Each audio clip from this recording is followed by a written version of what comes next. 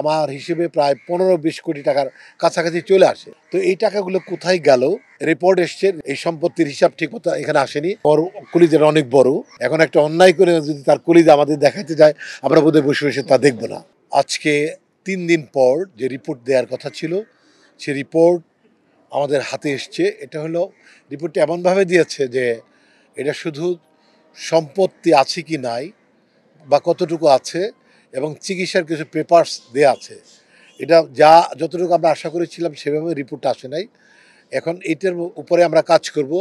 মূলত আমাদের প্রত্যাশা যেটা জানার যে এই যে সম্পত্তি আমরা জেনেছি যে ওনার ফার্স্ট হাজব্যান্ড রহমান সাহেব, তার জমির যে জমিতে তার নাম ছিল আমাদের চিত্রনায়ক অঞ্জনাদির, তো সেখানে 3টি ফ্ল্যাট, এই 2টি দোকান পাওয়ার কথা ওনার বোন আমাকে বলেছেন, অঞ্জনাদি বড় বোন বলেছেন, রঞ্জনাদি বলেছেন যে 3টি ফ্ল্যাট এবং 2টি দোকান পেয়েছে এবং ঠাকুর সম্পত্তি যেটা মানে ওনাদের দাদার সম্পত্তি 2 বোনের পাওয়ার কথা, সেখানে যে সম্পদ বিক্রি করেছেন সে টাকাটা ওনাদের মানে মণি এবং অঞ্জনাপুর হাতে এসছে, বড় বোনকে দেওয়া হয়নি, ছোট বোনকে দেওয়া হয়নি। আরেকটা পয়েন্ট বলে যাচ্ছি, সেটা হলো রাজুকের যে প্লটটা সেল করেছে সে টাকাও তাদের হাতে এসছে এবং অগণিত লোনের যে মানে মানুষের লোন করেছে তারা আমাদের কাছে আসছে, যোগাযোগ করছে। এই যে এতগুলো টাকার যে সমাহার হয়েছে, যে টাকাগুলো এখানে প্রায় আমার হিসেবে প্রায় 15-20 কোটি টাকার কাছাকাছি চলে আসে। তো এই টাকাগুলো কোথায় গেল সেটা আমরা খুঁজবো। আমরা কে নিয়েছে কিনা এমন কেউ বলে না যে আমি ওনার কাছে লোন নিয়েছিলাম, আমার কাছে কিছু টাকা আছে, এরকম কোনো লোককে এখনও আমরা পাইনি। তবে যারা ওনার কাছে পায় সেই দরখাস্ত একটু আগে একটা আসছে 22 লক্ষ টাকা মানে উপযুক্ত পেপারস দিয়ে আমাদের কাছে জমা দিয়েছে। তো আমরা আসলে জমা দিলেও আমরা টাকাটা ফেরত দেওয়ার অধিকার রাখি না এবং টাকা নেওয়ার অধিকার রাখি না। আমরা শুধু আপনাদের নিয়ে এটা উদ্ঘাটন করার চেষ্টা করছি যে বিষয়টা কোন দিকে গেছে। আমি কিন্তু সেদিন বারবার বলেছিলাম যে অঞ্জনা উনি একজন নক্ষত্র, এই রূপালী আকাশ থেকে ওনার বিদায় হয়েছে, কিন্তু মানুষের মনের ওনার জায়গা রয়ে গেছে। প্রত্যেকটা ভক্ত অনুরাগী তাকে নিয়ে মামলা করতে পারে। তার মৃত্যু নিয়ে যদি যে কারোর সন্দেহ থাকতে পারে যে ওনার স্বাভাবিক মৃত্যু হয়নি, তাহলে যে কেউ মামলা করতে পারেন, আমরা তাকে সহায়তা করব, আমরা বিপক্ষে নয়। আমি সেদিন এখানে ইন্টারভিউ দিয়েছিলাম।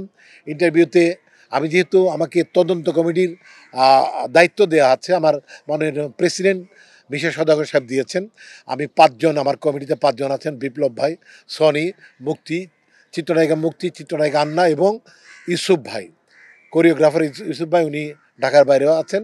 4 জন প্লাস আমি 5 জন আমি আছি এখানে। 5 জন আমরা তদন্ত করছি এবং ছায়া তদন্ত করছে আমাদের পুলিশ অফিসার ইন্সপেক্টর শফি। এখন আমার কথা হলো, সেদিন মনি যেভাবে কথা বলছিল, অনাদায়কের চর্চা করেছিল, তার এত কথা বলার প্রয়োজন ছিল না। আর পাশে আমি চুপ থাকার কারণে অনেকে ভাবছে আমি বোধহয় বায়াসড, এটা বলেছে। সেপুদা আমাকে আজকে উনি বললেন যে আপনি এত চুপ ছিলেন কেন, কিন্তু তাদের জানা দরকার যারা জানেন না বিষয়টা। বলি যেহেতু এটা তদন্ত কমিটির প্রধান আমাকে করেছে, আমি যদি কাউকে আক্রমণ করি তাহলে বোঝা যাবে যে আমি রেডি, আমি নিরপেক্ষ নই, আমাকে খুব নিরপেক্ষ থাকতে হবে। বিদায় আমি সেদিন এইভাবে কথা বলেছিলাম। অনেকে মানুষ নানানভাবে বলেছে, যারা আমাকে চেনে না। যারা আমাকে জানে তারা নিশ্চয়ই বুঝেছে যে আমি কোনো কারণে 1000 কোটি টাকা দিয়ে আমাকে বায়াস করার মতো মানুষ আমি না। তো যাই হোক, আমরা কোনো বায়াস না, আপনাদের মাধ্যমে আবার তাদের বলতে চাই আমরা বায়াস না। আমরা শুধু যেহেতু এটার প্রধান করাচ্ছে আমাকে, সেহেতু আমি যদি কারো পক্ষে বা কাউকে ধমক দিই তাহলে মনে হবে যে আমি মানে করেছি, বিষয়টাকে একটা পক্ষ নিয়েছি। আমরা একদম স্বতন্ত্র, আমরা চাই না কেউ শাস্তি পাক বিনা কারণেই। আর তার মৃত্যুর কারণ যদি কেউ হয়ে থাকে সে মুক্তি পায়, সেটাও চাই না। এই বিষয়ে আমি মোটামুটি আপনাদের আমাদের কাছে যে এসেছে, লিখিত এসছে, রিপোর্ট এসছে, রিপোর্টটা অপ্রতুল, পর্যাপ্ত নয়। এই সম্পত্তির হিসাব ঠিক মতো এখানে আসেনি। এই বিষয়ে কোনো কোশ্চেন থাকলে আমার কমিটির লোক যারা আছে, 4 জন এখানে আছেন, 4 জন আছে, হ্যাঁ 4 জন আছে, 4 জন উত্তর দিতে পারবেন আপনাদের কোনো কোশ্চেন থাকলে। একটু আগেও আমি মনিকে ফোন করলাম, মনি মামা আপনি কি আসছেন না কেন? আমি এক্ষুনি আসতেছি মামা, আমি শুধু দুলাবার জন্য দেরি করছি। ওনার কথার একটা কথা উনি সত্য বলে কিনা আই মিন ডাউট। উনি এখনও পর্যন্ত আসেন নাই।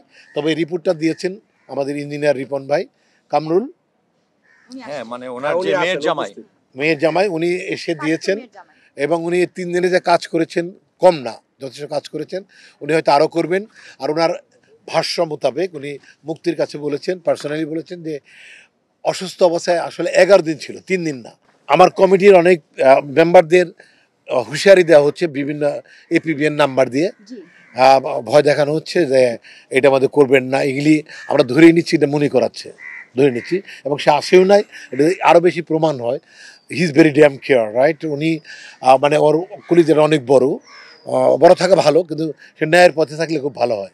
এখন একটা অন্যায় করে যদি তার কলিজা আমাদের দেখাতে যায়, আমরা বোধহয় বসে বসে তা দেখবো না। আমি আরেকটা কথা ক্লিয়ার করতে চাই, সেটা হলো মনি মানে সে খুব ড্যাম কেয়ার, এবং সে যত প্রেশার দেওয়াচ্ছে, ফোন করাচ্ছে, সে ধরেই নিয়েছে যে এভাবে সে পার পাবে। এখানে কিন্তু আমরা ছাড়াও, শিল্পী সমিতি ছাড়াও তার অনেক কাছের কিছু মানুষ আছে, ভক্ত আছে, যেমন মাহবুব সানি মিউজিক ডিরেক্টর, সেও আসছে, সে আপনাদের সাথে কথা বলেছে, সে মামলা করার জন্য রেডি আছে।